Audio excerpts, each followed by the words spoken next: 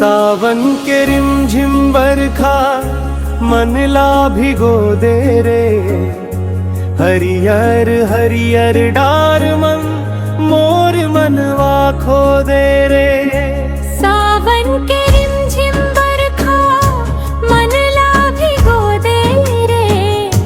हरियर हरियर डार मन मोर मनवा खो दे रे। झूला झूले नीम के डार गावत हम तोर नाव। आजा मोर संगवारी रे सज गे मोर गाँव। आजा मोर संगवारी रे सज गे मोर गाँव। करे बादर कारी कारी बिजुरी चमके रे। माटी के सौंधी खुशबू मन ला महके रे। माटी के सौंधी खुशबू मन ला महके रे। कोयल कुह के अमरैया मम मोर हिरदा हरसाए। तोर बिना ये सावन मोला अधूरा अधूरा लागे। सावन के रिमझिम बरखा मन ला भिगो दे रे। हरियर हरियर डार मन मोर मनवा खो दे रे।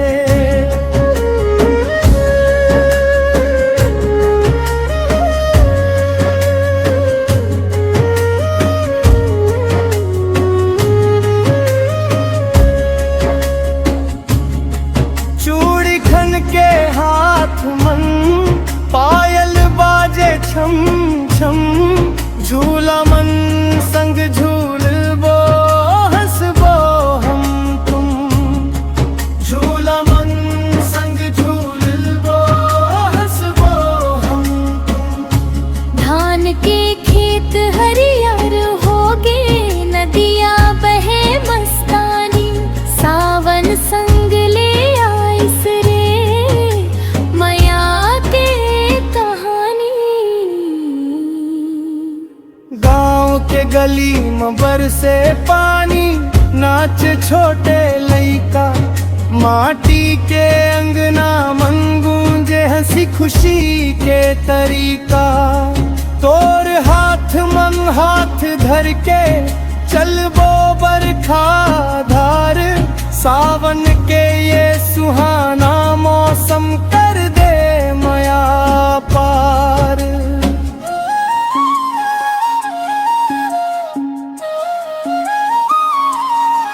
सावन के रिमझिम बरखा मया बरसा दे रे।